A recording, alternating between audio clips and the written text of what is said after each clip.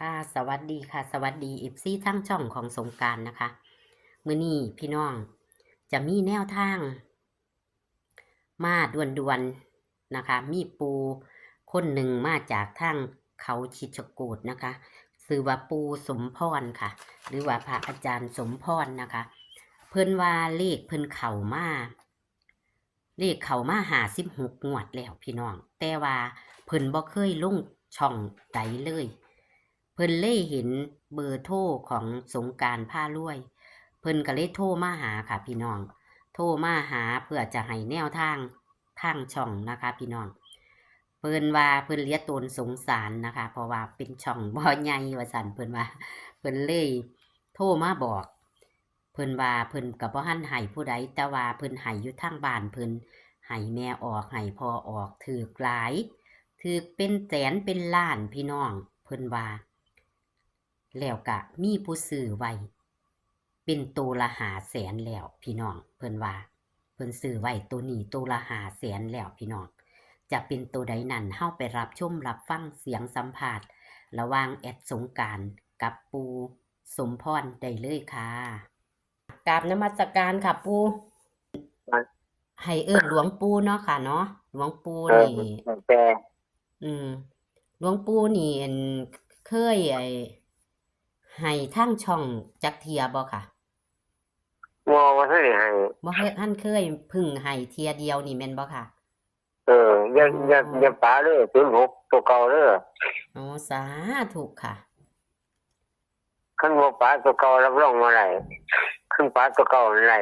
บ่ได้รูดเสียเงินปูเป็นแนวทางเลขคำนวณหรือว่าปูเฮ็ดเอาค่ะเครื่องเฮ็ดเอาเครื่องฝันอืมมันเข้ากันงวดว่าหันเนี่ยได้เครื่องบนเครื่องล่างค่ะป๊าด706งวดวังหัน706ได้ เออได้ตรงๆเลยบอกปูตรงๆกับ16อีกอะไรตรงอ๋อได้เทิงบนเทิงล่างๆอืมแล้วว่าหันในคลิปกว่าล้านอยู่ป๊าดเอาโยมเพิ่นคือจังใจหนักคักแท้ปูเออการโยมใจนำแน่แต่ยามอาตมาบ่มีโยมก็ยังให้ อืมแต่จ้างหมาลำเนี่ยไม่โยมมึงจ้างหนังจ้างหมาลำหนังหาเรื่องเอามาประจำอยู่หันเลยบอกปูเออพี่น้องหนังครับอืมจ้างหาเก่าขึ้นมาเลยคิดตามแม่นี่ละค่ะโอ้แต่ว่าอาจจะมาเห็นนกยังวันที่ตนว่าจึงไม่ได้ตัวดีว่าได้โทรหาก็น่าเลยว่าบ่ได้ดิค่ะ อันมีแต่ความฝันกับไปหากับบ่ได้หลายคนเนาะค่ะ เพราะว่าช่องน้อยๆเฮาก็คือว่าเด็กล่ะต้องหน่อยเยอะแต่ว่าเด็กคนอื่นมันคืออาจจะมาอยู่ว่าหรอมีก็จะมีที่ปูให้เจ็ดเอ้ยเก้าเจ็ดนี่ล่ะกับ17กับ16นี่ล่ะว่าหมายถึงว่าคนอื่นแม่ อืมแนวทางแม่นี่จะคือเด็กอาจจะมาให้ว่าอ๋ออันของช่องอื่นแม่นบ่ปูเออแม่ตามเมืองสัมภาษณ์มันว่าเด็กมันคือกันได้ก็อาจจะมาอาจจะมาคนเบิ่งอยู่ได้อืมมันบ่มีเด็กผู้มันคือเด็กเขาบ่มี07 06คืออาจจะมาได้อืมของของของปูนี่คืออันสิให้นี่คือ06แม่นบ่ค่ะ06นี่ละถูกมาจักงวดแล้วค่ะปูว่า56งวดเด้โอ้ย57งวดนี่แล้วกันสิ ฟังเบิ่งเด้อ FC เอ้ยปูเพิ่นเข้ามา56งวด แต่ว่าบ่ทันได้ให้ทางช่องใดแม่นบ่ปู บ่อืมเอามาให้ช่องของสงกรานต์พารวยนี่ให้เพิ่นรวยแหน่ให้ FC เพิ่นรวยนำปูแหน่เนาะค่ะไปแรกก็หลวงในแม่ของมันนี่ขั้นหลวงบ่สมพงษ์กันก็บ่ได้นะ แม่นค่ะแม่นอีหลีปูแม่นอีหลีอาตมาก็มาโทษเป็ดอาตมาก็บ่ได้เด้เพราะว่า ดวงดวงก็อาตมาให้กับดวงผู้จังไรนำก็ต้องวิสุขมีหาผู้คนแน่จังไร ค่ะ ปูเว้าถูกค่ะ ปูเว้าถูกค่ะ อืมเดี๋ยวอาตมาก็จะบอกไว้เตือนไว้เพราะอาตมาเจอปัญหาแล้วนะก็มัน ค่ะ เดี๋ยวจะว่าก็ว่าหาว่าอาตมาตัวเขาจึงเสาคนหน้าแปดใส่บาทให้กินตัว อื ดี ม มันมันนั่นเป็นแค่แนวทางเนาะปู เอ้ามันแค่นิ้วมันจะว่าจิตใจคนมันบ่คือกันได้แม่เอ้ย แม่นอยู่ปู ผู้ลางคนถือน้ำเฮา2งวด3ก็คือกระจาเสาคนใส่บาทให้กินอยู่ แม่นอยู่ดอกปูทางช่องก็มีผู้เพิ่นก็ว่าอยู่ดอกแต่ว่าเฮาก็อัน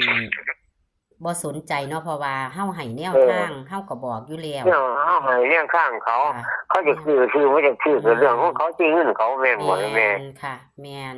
แล้วเฮาก็บ่บังคับบ่ได้บัง อาจ คับ จะ เพิ่ เขา น บ่ได้ ซื้อ ไปบังคับโยมแม่ล่ะโยม ค่ะ บางทีเองเขาบ่พอใจก็บ่ต้องซื้อแม่นบ่แม่คันบ่มักบ่ แม่นค่ะ แม่นอีหลีปู คืออาตมานี่แม่นเป็นญาติโยมบ่ซื้ออาตมาก็ซื้ออยู่แล้วนะแม่ ค่ะ อาตมายังอยู่ตัวละ70,000 80,000ก็ละแสนตัว โอ้ค่ะ โอ้แต่ว่าผู้ขาบ่หลินคักปานนั้นดอกปู ทุนพวกนี้อาตมาคือว่าแหละ500,000นี่ 500,000ปาดปู แสน มั่นใจคักปานนั้นแม่นบ่ปู ว่ามันตัวนินตัวนี้แล้ว ตัวนี้ คือ ตัวนี้เลยบ่ เพราะว่าเขาจะหลอกเขาหลอกเด็กตัวเก่านะ อืม มันจะไม่ออกตัวเก่านะ ปูนี่ฝันบ่ค่ะหรือจังใด เรื่องฝันเพิ่งกู้มาบอกนะ ที่เทิงภูมิเลยแม่นบ่ปู เออ อืมเพราะว่าปูอยู่วัดอยู่คนเดียวบ่หรือว่าจังใดปู อยู่คนเดียว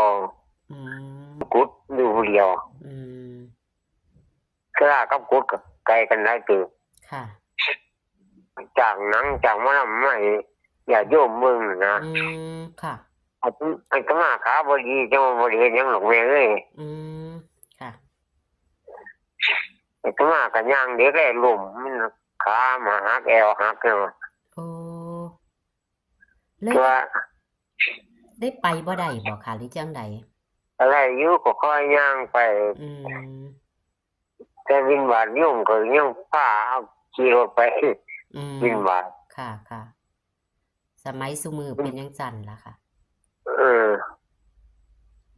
แต่วินบาทบ่ได้ลงจากรถได้แม่เอ้ยเนี่ยนั่งรถเขาเจ้าก็จอดแล้วก็ต้องไป เป็น กับบาทนั่นเลยนะ เป็นรถ ไป อัน ก่อน นั้น ตำรว แม่ จ นบ่ ตำรวจ ค่ะ เป็นรถอันไฟฟ้าแม่นบ่จักรยานไฟฟ้า บ่รถซาเล้งนะรถซาเล้ง โอ้ซาเล้งค่ะ แต่ว่ามีผู้พาไปแม่นบ่ค่ะ ก็มีโยมแล้วครับไปครับเอาเองก็บ่ได้มันผิดวินัย ค่ะค่ะ ขับเอาเองก็ขับบ่ได้ดอกแม่เอ้ยไปสิไปสตาร์ทรถจังไดมันจะเปลี่ยนเลยเพราะว่าขา เพราะขา ขาบ่ดี อืม โอ้ปูสาธุเด้อปูสอนความฝันได้บ่หรือว่าจังไดค่ะ แล้วก็ สอนความฝันได้บ่ปูฝันจังใดหรือผู้ อ้าวก็พันมาผู้หญิงมาเขียนเด็กให้ก็ยังว่า โอ้ค่ะ เด็กก็06กับ16นะ 06กับ16เนาะค่ะ เออ16ยันออกล่างคือเก่าบ่จัก อืม แต่ว่าเอาไว้ข้างบนนำแน่616นั่น ค่ะ เป็นบนรางโลดเนาะปู บนล่างนู่นอาจจะมาเขาแต่เพราะอาจจะมามักจะบนแล้ว06กับ16หามันคู่บ่ออกมันหามันบ่ออกนี่คือเจ็ดการมากก็ซื้อไว้เลย อันโตที่โตที่ปูให้อันแอดมานี่คือ97402046 เออ 17 มันก็เอาอยู่แม่จะเรียวหลาย แต่ว่า ๆเขาบ่ให้ฟัง อันนี้บอกบ่ให้เขียนลงแม่นบ่ปู ว่าฉันลงแต่ว่าเอาอยู่เก่าเจ็ดกับอันที่01เอาอยู่ อืมเป็นตัวกันแม่นบ่ปูเป็นตัวล่องมันตัวกันค่ะไว้นะกันไว้ค่ะแต่ตัวนิ่นๆคือ06นะอืมโอ้ยก็เป็นยังบุญอยู่ปูที่อันมีอันปูโทรมาหาอ้าวบัดนี้หันมาเว้าเรื่องอันเลขของเฮาเนาะค่ะเออก็ปูก็ซื้อนักๆไว้แล้วเป็นหลายแสนแล้วว่าติ6006นี่ศูนย์06 บ่กลับเลยเอา06ตัวเดียวเลยครับ06ตัวเดียวเลยบ่ปู 500,000โอ้อ้าวนิ่นแต่ว่าปูนิ่นบุญแม่นบ่ค่ะ นิ่นบนแล้วนิ่นบุญเด้อพี่น้องเอ้ยบาดนี้เป็นบุญของช่องสงกรานต์แล้วมีปูมาให้เป็นสะพานบุญให้กับพี่กับน้องแล้วเด้อค่ะก็ปูมาจากทางไกลอยู่เนาะปูมาไกลจากอยู่จันทบุรีนะคะ เขาชิดชกูฏค่ะพี่น้อง อืมกาสีขอสรุปเลขปูนี่คือปูฝันเนาะเลขตัวฝันนี้ว่าเพิ่งคุ้มตะกี้เพิ่นมาบอกพุ่มเจ้าทีมาบอกโตวเดียวกันเลยติพุ่มเจ้าทีก็เลย ก็เดียวกันอืมอันชุดเก่าออกชุดเก่าชุด3ตัวก็จังได้หลายชุอืดนั้นม999โอ้ยตอนอาตมาแหละอืมการพิจารณาจ้ะโอ้สาธุค่ะหกนี่ว่าตรงกับเลขบ้านของฉันเองค่ะ อืของผู้มขาเองค่ะอันละก็ยังว่าอย่าลืมอยู่ป่าตัวเก่ายังว่าเด็กเขาหลอกเนาะค่ะ มั่นใจตัวนี้เนาะปูเนาะเหมือนว่าว่า50ผมเนี่ยแม่เลยเออค่ะค่ะ9740เป็นตัวกันคันแม่บ่เชื่ออีกที่บ่เชื่อกะก็ต้องเข้าเชื่อฟังไปหูตาเบิ่งไปหูฟังหูฟังไปนะค่ะคือคันมักจังซี่บ่มักก็จะซื้อนะ เบิ่งก่อนเนาะปูให้เพิ่นเบิ่งก่อนมาคลิปแรกเนาะปูคิดแยกกันว่าอืมหามันพลาดกับกูจะฟันไม้กันนะจ้าแม่นค่ะปูเดี๋ยวก็ว่าเจ้าคนหน้าแปลนใส่บาตรกันนี่ล่ะเลขมีเข้ามีหลุดค่ะปูทุกมีเขามีคนน่ะแม่เอ้ยทุกอาจารย์คันดวงมีเป็นไงก็บ่รู้นะแม่แม่นค่ะคันมีดวงจะขอสรุปเลขปูเด้อค่ะเด้อบอกอีกทีนะแม่ค่ะ ปูมาครั้งแรกก็ขอให้ปูอวยพรให้ FC เพิ่นถูกหวยด้วยเบอร์นำสุขภาพแข็งแรงเจริญให้เงินได้หลายมากเขาได้มากคือเต็มสอบปีพุ่นละค่ะสาธุปูเลขปูสมพรนี่นะคะ เพิ่นกะได้ฝันนะคะ ว่ามีแม่ออกมาบอกนะคะ พี่น้องมาบอกเลขตัวนี้06ว่าสั่นแล้วกะ เพิ่นกะมีภูมิเจ้าทีมาบอกนำพี่น้อง มาตรงกันอยู่ที่06ค่ะพี่น้อง เบิ่งค่ะ ปูเพิ่นว่าเพิ่นเน้นๆเลยคือ06นะคะพี่น้อง